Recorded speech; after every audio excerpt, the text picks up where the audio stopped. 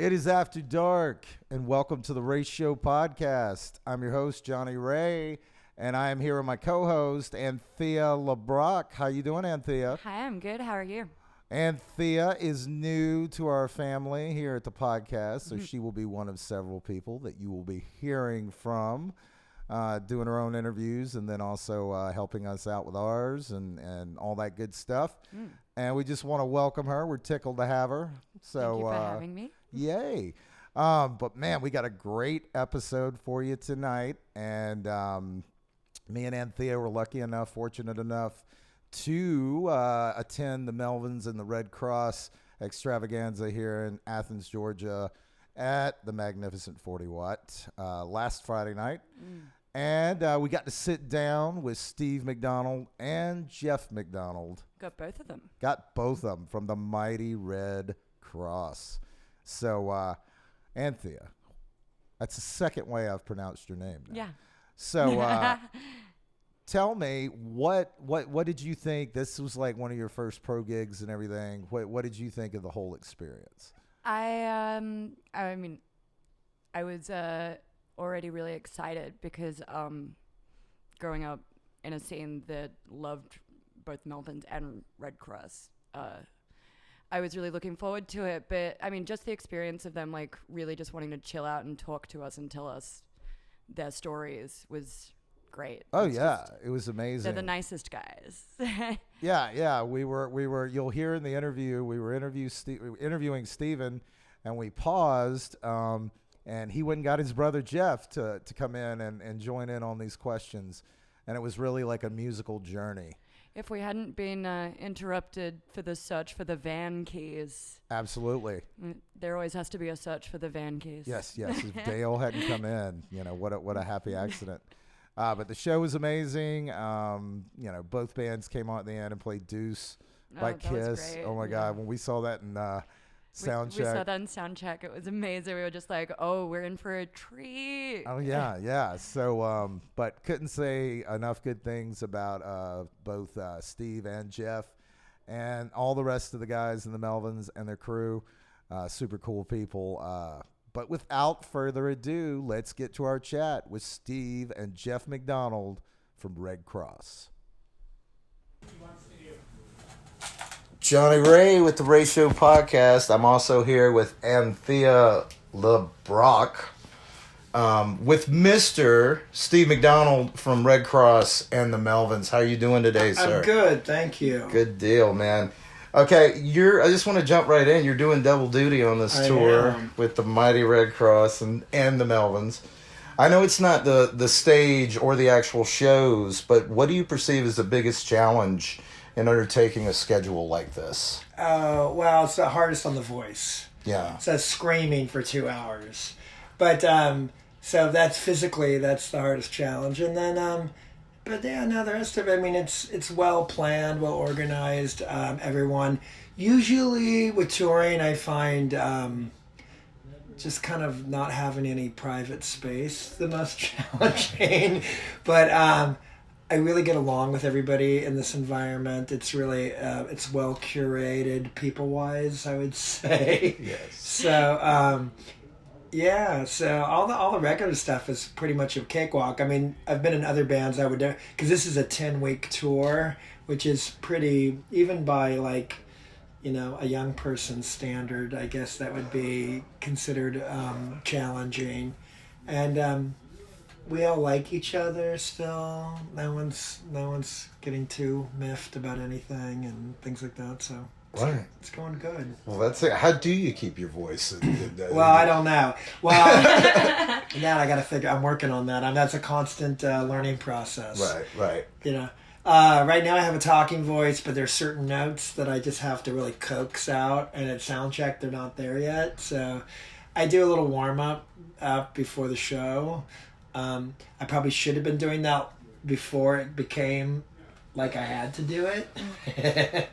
Because I guess it's a muscle like any other. Yeah, absolutely. So you can strain it or whatever. But so that's kind of what I do, and then I just pray every night that I'll get it's like it'll get it up to speed. And because the thing basically what's going on with me, especially with Redd Kross, is that I sing probably, 3 or 4 notes higher than I should be singing. and then I get excited about the show, and so I add a bunch of rasp and growl to it, and then next thing I know, I'm being punished by the gods of vocal care. Absolutely. Yeah. Well, I'm such a fan of Redd Kross, and Redd Kross developed from an early punk band of you and your brother Jeff's, the Tourists. Your first show, reportedly, and I wanted to talk to you about this in person, was opening for Black Flag when you were 11. Yeah. Growing up in Hawthorne, Okay. and the surrounding areas, what was it like to be immersed in that music and have that kind of scene and culture around you?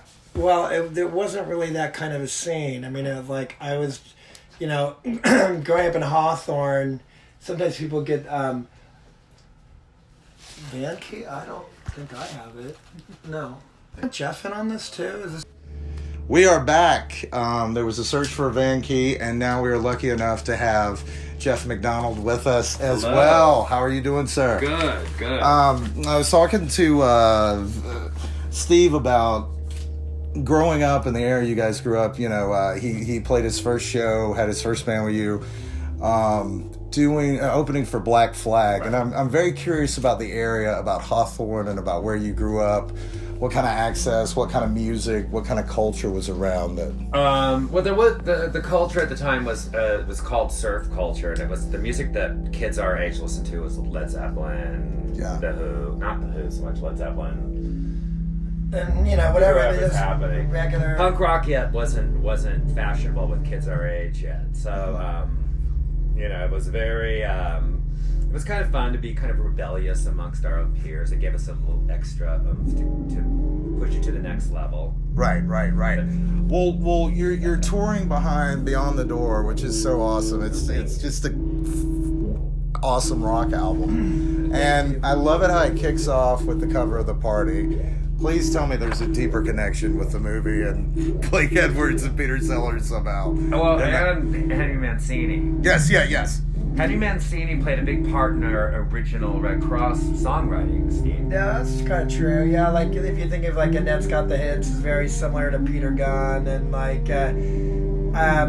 the first time I ever played music was in the school orchestra, and the Wiseburn, what was it, Wiseburn School District? Yeah, Wiseburn School District Orchestra, and we played the Pink Panther theme. And yes. Peter Gunn, right? Maybe we might have played Peter Gunn. I'm not sure. But so like once we started writing songs, Steven had riffs in mind. So he wrote the Annette's Got the Hits riff. So there's always been that kind of thing. So it goes back to the very beginning of our career. But of course I love The Party. I don't know if you've ever seen The Party. I think I've seen bits of The Party. I love the movie, but I also love the soundtrack. Right.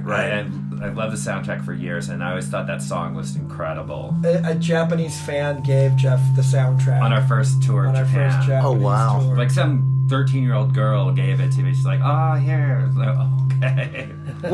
There's a Sparks cover on the record too. Now, you mentioned like back then, everybody into Zeppelin and everything, but Sparks were from that time. How popular were Sparks in your we didn't know about Sparks then. And also it was groups like Sparks and even David Bowie in the 70s, and that was all kind of an underground thing. Yeah. I mean, those groups played, they played to like 3,000 seat venues or less, or even at the nightclubs, and so you had to kind of be in the know. I mean, we were so young. Yeah. We weren't, it's odd that we found that stuff. Yeah. Like just last night in Charlotte, North Carolina, our uncle was at the show by coincidence, and by coincidence that we're here now in Georgia, but because he's from California, but he gave us a copy of Ziggy Stardust in 1972. We borrowed it from him on 8-track. He's 9 years older than Jeff, and so he was sort of like a big brother, and we never gave it back. Yeah. And it was almost bizarre that he had it. But none of our friends had ever heard it, so we turned our friends onto it, and it was like from there on. All that stuff is the kind of like the genesis of punk rock, you know? So So the hardcore glitter stuff, like Kiss came in later and kind of borrowed from a lot of the British glitter music and Slade and the Sweet and stuff, and then and all those groups would have later, and they Americanized it and they popularized it, but originally the original punk rockers were all into that music. So. Yeah, and you know, Kiss kind of popularized it, and then but still they were just popularizing it for American teenagers.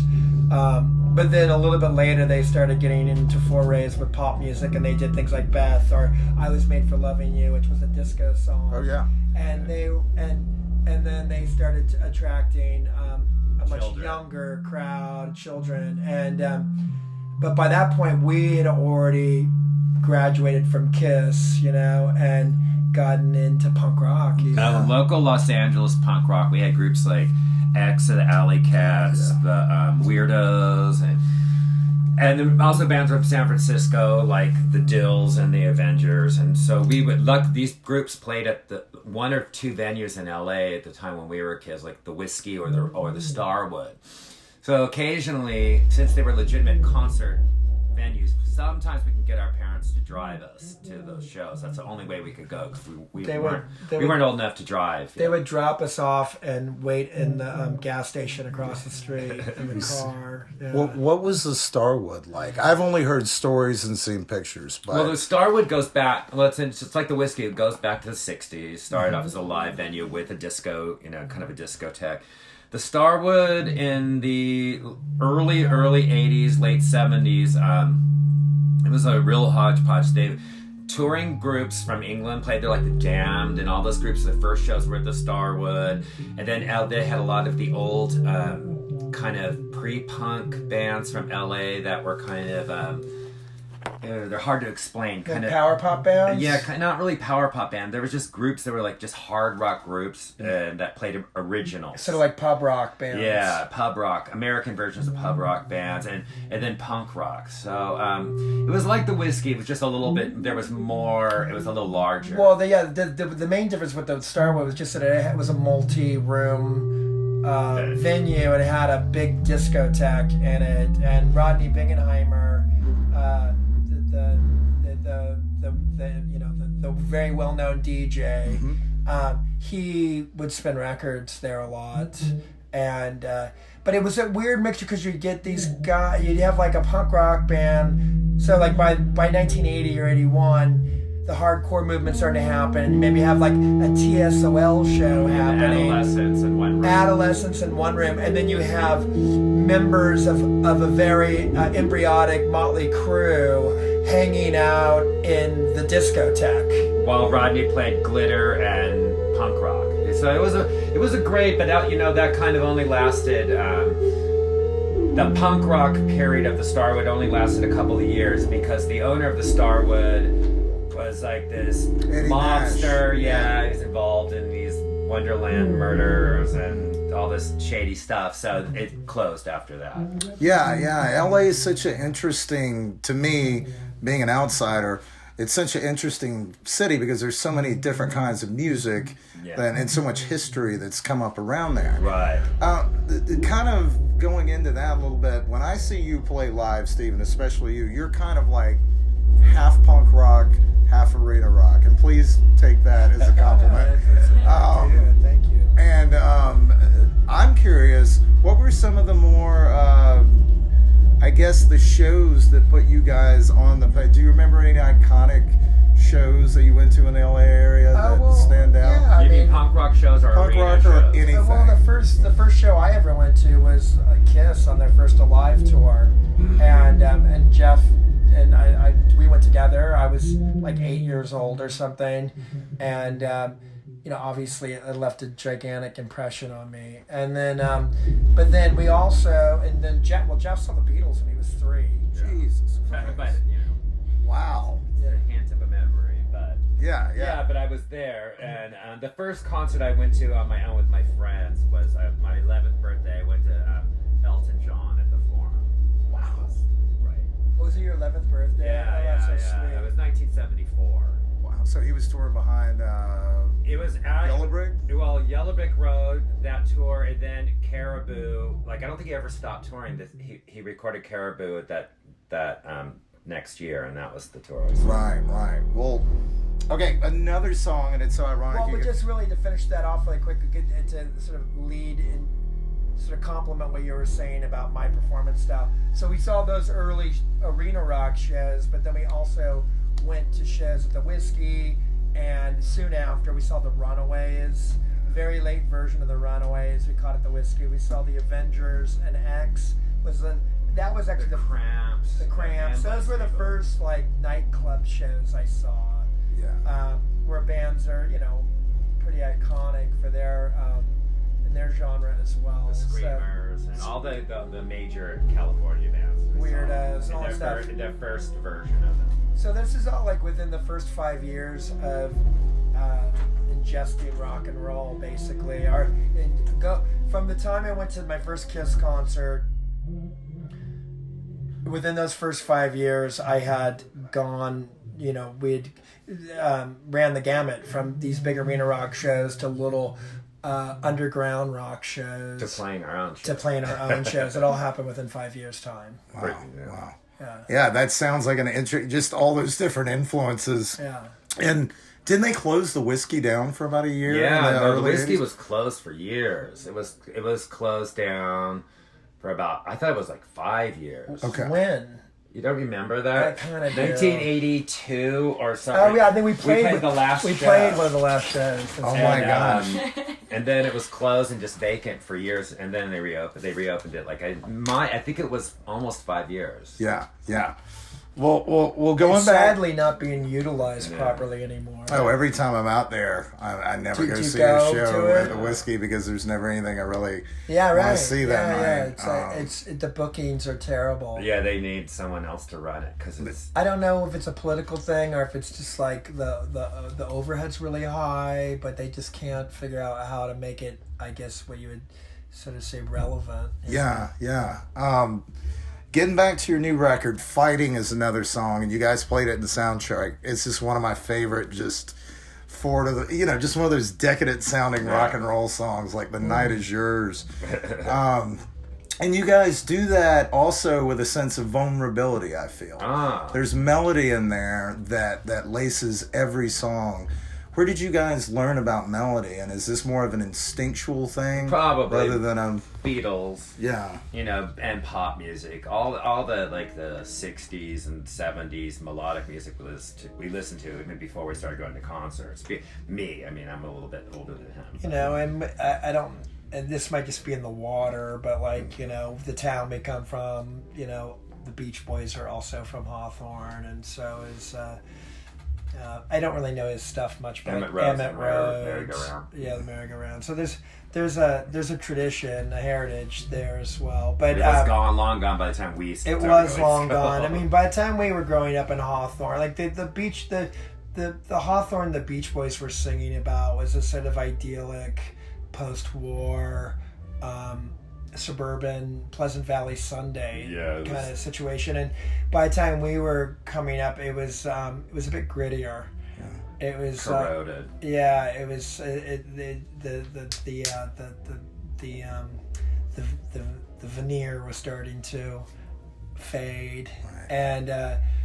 And there was also, and you're into punk rock, so maybe you know the movie Suburbia. Absolutely. So I don't really know the movie so well, but I've seen scenes from it, and they shot a lot of that film, not in Hawthorne, but probably just like about 6 miles east of Hawthorne. And along that stretch of neighborhood, they built a freeway. They were planning it the whole time we were growing up.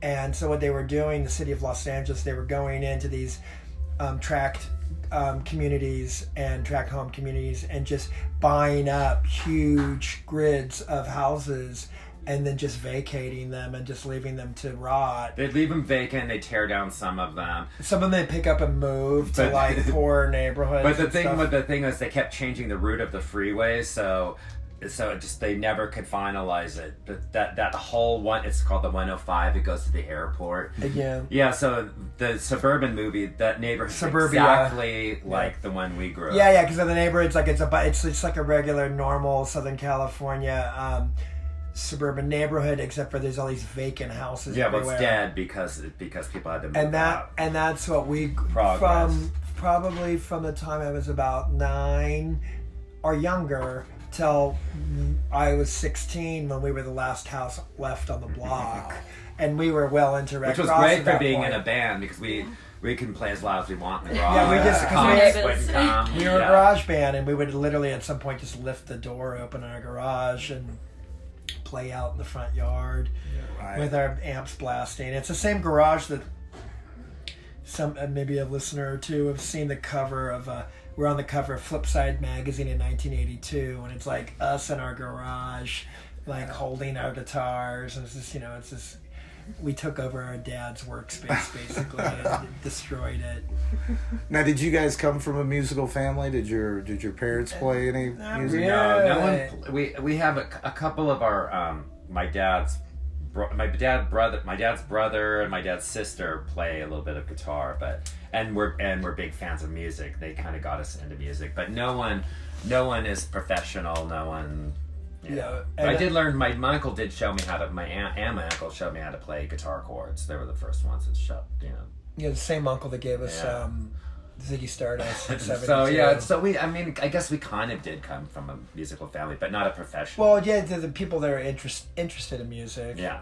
It was our aunt that took Jeff to the Beatles concert in 1966. She was a screaming teenager Beatle fanatic. My dad has I think he had 8 siblings. Some have passed, but he's the oldest. So his youngest sibling was 20 years younger than him, so he was kind of more like an older brother. Yeah, his younger brothers and sisters were more like, so they were the ones that were the teens in the 60s when I was a little kid. So. Right. Yeah. My parents were of the 50s. I'm a Beatles freak. Just the fact to meet somebody that saw them is well, my wife amazing. saw the Beatles too. Yeah. We're both my daughter's parents saw the Beatles, which is odd. My father-in-law saw the Beatles. He has a great story. I'll tell really quickly. It's just funny because I've never been into baseball, and when I got into the Melvins, they're like baseball fanatics, and they insisted that I go to baseball games. I was like, okay, they dragged me down there. Since my kid's gotten into it, so I'm legitimately interested. I don't know how that works, but at any rate. I was telling Dale when we were sitting at Dodger Stadium watching the Dodgers play, I was telling him the story that my father-in-law had just told me. My father-in-law grew up with the Randy Newman, the great Randy Newman. Absolutely. And Randy brought him to the Beatles in 1966. I guess it would have been at Dodger Stadium, and I think the Ronettes opened or whatever. And Randy brought a bunch of muscle relaxers with him. And Lenny, my father-in-law, Lenny Warnker, and Randy Newman were high on muscle relaxers at the Beatles concert. They barely made it through the opening acts, and they were just like, wow. By the time the Beatles came on, and I told Dale that story, and it was so funny because at the end of the baseball game, because we were at Dodger Stadium where it happened, and at the end of the baseball game, the Dodgers won, and out comes blasting through the PA system. I didn't know this at the time, but every time the Dodgers win a game, they blast Randy Newman's "I Love L.A." over the sound system, and I had just told him the story about Randy Newman, spiking my father-in-law's, Coca-Cola or whatever it was. That show could only have happened in 1 year because that was the year that Phil Spector was working on Let It Be, right? No, that's a little bit later. That's a couple years later. Because he was still married to Ronnie when she hung out with the Beatles. Oh yeah. She was friends with the Beatles and the Stones. But the Beatles stopped touring in '66, and then Phil had kind of fallen off. He had. What the story was always that he kind of partially retired after River Deep Mountain High didn't reach the #1 spot on the Billboard chart until he started working with the Beatles. And then he kind of retired, and then the Beatles suddenly. And the Rolling Stones. He was working with the Rolling Stones uncredited too. Yeah. And then he went to London. England, yeah. He went to London around 1969, 1970 because all the initial British Invasion guys were huge fans of his work. Yeah. So he ended up doing Let It Be. And then he ended up doing that Ramones record. End of the Yeah. century, right? End of the That's so weird. century, yeah. End of the century, but I just think that's a fun story, though. But, Oh yeah, that's amazing. It's the most Randy Newman thing to take muscle relaxants. So, just kind of, I want to at ask the Beatles you. concert. Yes. They're just like Such a this is- kind man doing Yeah. He kind needs somebody like drugs. to be passed out with girls screaming. Yeah. It must have been really hot. So, Steve, you've been with the Melvins now since 2015. For our listeners, can you kind of tell us how that relationship came about? And Well, I've known the Melvins since the early '90s, and Jeff and I both have we have friends in common with the Melvins. Buzz moved to LA in '93, and the first time I remember seeing them was I think I saw them once at the Jabberjaw, which is like a little coffee house that had lots of all ages shows in the early '90s. But my most vivid memory, they were jamming with Yoko Ono one night at the Roxy. oh wow, Yoko Ono's band was Sean Ema, and that would have been like '93. Wait a minute. They played. They I was jammed. at that show. Yeah. They jammed I at the didn't know end. about I think that. they might have done "Don't Worry, Kyoko" or Right. something went along with them. And so we had our friend in common was this guy Bill Bartell, who had a band called White Flag. And Bill was Bill's not with us anymore, but he had an unexhaustible resource of energy, and he was always bringing people together. He's a guy who turned Kurt Cobain on to Os Mutantes and Shonen Knife, and anyways, he was constantly just going and creating compilation records and making All I Know Is bugging you to give him a track and things like that. And so I would have been put into the same room as Buzz and Dale via Bill Bartell sometime in the early '90s. And then Buzz and I used to chat on the phone a lot, but then I sort of lost contact. And then in like 2014, Off needed a fill-in drummer for some dates, and Dale was available. So Dale came out and did a 2-week tour with Off, and then that's kind of what started the conversation between me and Dale, and then planting the seed in Buzz's head that I would be a viable option in their constant search for the ultimate bass player. Well, I've been watching them for years, and I couldn't think of a better pairing than what's together now. I think the crowds feel the same too, especially here in Athens, where it's always an event when the Melvins come to town. Well, we'll poll them Buzz tonight. did tell me. He said, I played with some great bass players, but Steve's better than the best one they play with. Ooh. So he would never. Steven won't say that, but I have to say that. Well, Dale but Buzz would never say that directly to me. He's way too withholding. Well, the last time they played in 2017, it was the first time I ever interviewed Buzz, and I was scared shitless. Oh yeah. Still green as hell, but it was such a big thing for me to do that. But like seeing how this just keeps that night. I had taken this edible perfectly planned for when you guys went on. And you came out and just went boom. You guys opened with Sacrifice by Flipper. Yeah. And it was just for the next hour and a half, it was like the most, I don't know if I've ever been that comfortable in my life. So Well, it's a cool. good pairing, man. That's Well, very cool. what's next next with Redd Kross? Are you guys going to keep making records? Yes, of course. On tour? Yeah, And- we like to do that. And We have reissues. Well, immediately. We have our album. We have old reissues all happening right now. Then we have more reissues to come out. Yeah, Third Man is supposed to do some vinyl reissues of Phase Shifter and Show World. And then we're going to Europe and hopefully revisit some other places. Yeah, Europe's going to be announced on Monday. We're going to we're doing a month on our own, which we haven't done since like '97 or something. Wow. But we went to Europe with the Melvins in 2017, and that was awesome. But we're going to go now do our own tour. Yeah, great. That's so good to hear. I mean, the world needs you right now. Well, hopefully it's a symbiotic relationship. I mean, it feels good. Right on. Yeah, we're having a good time playing together, and How amazing is that, though? I mean, It's really amazing. Have you guys always been very close? Yeah, we've always been close. It's just like, the idea that it's still, there's a lot of time to reflect, like, oh my God, we've been playing music for so many years and we're still able to do this. It's just insane. Yeah. I mean, we've never stopped, but the band went on hiatus for like 10 years, but Jeff and I continued to stay musical. Yeah. We worked together, we did little projects, but we never performed live or anything. It was just like recording records, not Redd Kross records, and Steven continued to work musically, but that was a long time ago now too. Yeah, it's true. It's crazy. So now it seems like this planets have aligned, and we're both in a place in our lives where, our focus is similar, our priorities are and people similar. want to see us. So I mean, if they didn't want to see us, I guess there would be no reason to do it. Right. So so we're very fortunate in there. Yeah. Wow. Like I said, the world needs you. I think, Anthea, you had a question for Steven. I wanted to ask you about red blood cells. Okay, yeah. I mean, I remember it happening. You wrote a couple bass lines for a band that famously doesn't have a bass player. Yeah. And then it was in so much demand that you broke the internet.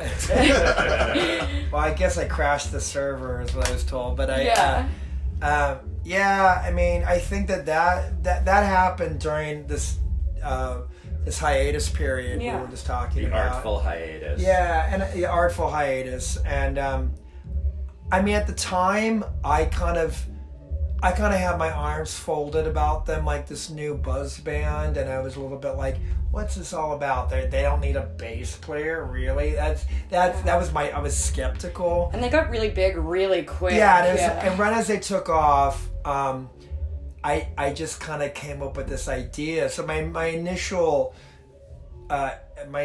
motivation was kind of coming from this skeptical place of like, oh yeah, you guys are so great. Well, I'm gonna make you better, which is kind of ridiculous. It's very ridiculous, but I got into it, and I did. So I just did 2 songs, and I put them up on ReddKross.com, which we actually in 2001 or whatever. We'd already had that for a couple years. Jeff had been using it sort of pre-YouTube as a place to like make experimental films and stuff, and it's really cool. And anyway, so I put those 2 songs up on ReddKross.com, and then I just called the only number you could find on their webpage. The contact info was their agent. And I was very out of touch at the time. I wasn't really part of any kind of industry. I wasn't playing live, and I didn't realize that this agent, I knew this guy. I didn't even know that I knew. He had booked Redd Kross in San Francisco in the 80s. I didn't even know. And then I just said, hey, my name's Steve. I'm in this band called Redd Kross. I don't know if you know of us, but because the other thing was that it was also just a cheap way to get into their show. It was right when they were taking off, and they were doing like 4 or 5 nights at an 800-seater in town. Yeah. And those shows are probably now considered, kind of an important moment in their history. It was at the El Rey. Okay. Yeah. So they were playing the El Rey, and it was right as White Blood Cells was taking off. So it was an exciting moment in their career. And I just called this number that I found on their website, and I just said, hey, Steve from Redd Kross. I don't know if you know anything about us, but I just played bass on your band's record, and I put it up on my website. I don't know, maybe you guys want to see me. maybe I should come down to the show. And he's like, yeah, you should go down to the show. And they put me on the list. And then I don't really, because we didn't know much about Jack White at the time. We didn't know that he was kind of this old school kind of badass guy. The Detroit I didn't know. upholsterer? I think he was an upholsterer at the time. Yeah. And that was before he had, like, you know, had that physical altercation with the kid from the Von Blondies, and no one had seen him rearrange anyone's face. Yeah, that guy's nose was, like, out here. Yeah. So, you know, I didn't really realize who I was messing with when I did that. But he was really hospitable to me and actually really friendly, and he was like, oh, so you put it on the computer, you know? I'm like, yeah, is that cool? It's like, yeah, that's good. You know, he liked it, and he kind of encouraged me to finish it, you know, to do the whole record, or maybe I asked him if I could, or so, I can't remember, but. So I just kind of turned it into this like performance art thing, and it was sort of a proto blog where I would try to do one song a week, and I'd put it up and I would take the other one down and put one up, and I put a new one up, and then I would write a little paragraph about jamming with Jack and Meg, and sort of as if I was in the band.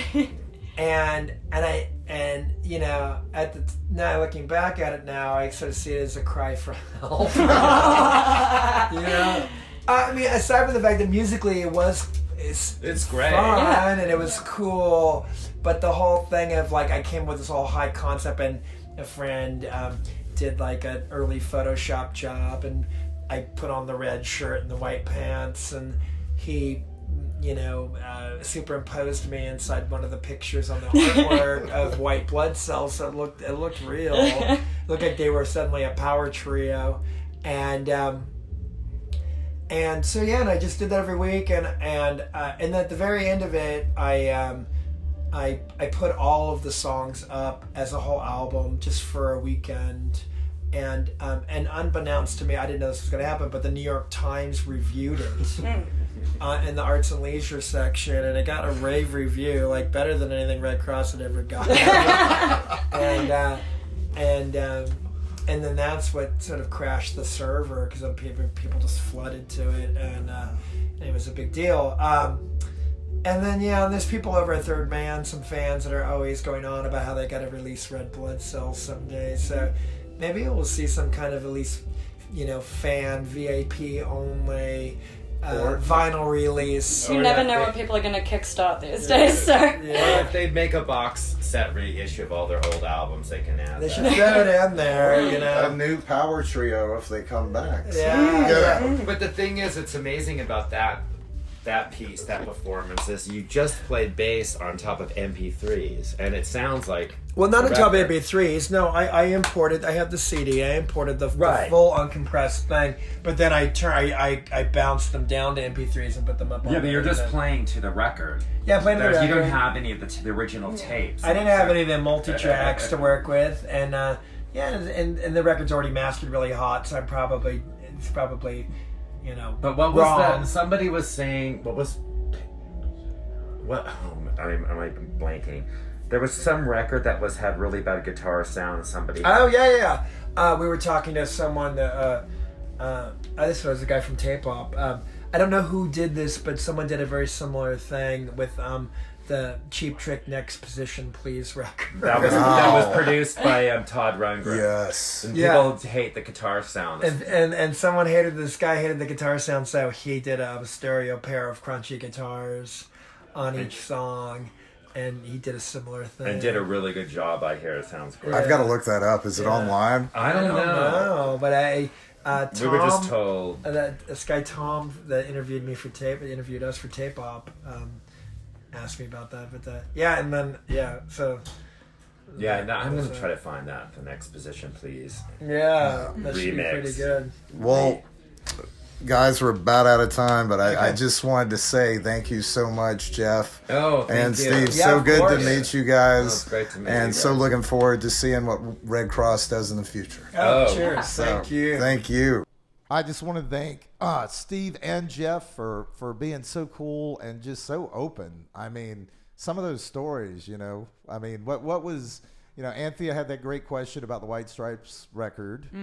And, just some of the stories, the Randy Newman story. The Randy Newman story is my favorite. Oh, man.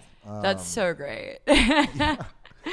But, of course, I mentioned to a really big Randy Newman fan, friend of mine, that, of course, they took muscle relaxers. He's like, that is the only drug that Randy Newman would go to the Beatles on. oh, yeah. He looks There's like, no other choice. It's just muscle relaxers. he looks like a muscle relaxer. He in a lot does. of ways. I mean, I have nothing but respect for the man. Oh, love him we love musically. him. But, yeah, he's like a Valium, alive. Valium Alive. There you go. There's a band name for you. Well, I just want to thank everybody for all the amazing feedback and all the messages that we've had lately. If I haven't got back to you yet, I will get back to you very soon. In the meantime, follow us on Instagram at Ratio Podcast, and we're also on the Facebook at The Ratio Podcast. But stay switched on. And Anthea, you got anything? Any last words for everybody? No, I'm just happy to be here. Happy to come back. Absolutely. So when you see Anthea out, make sure you say hello to her, and she'll have Ratio Podcast stickers and bags of money to give everyone. Permanent merch. There you go. But stay switched on, and we'll talk to you next week.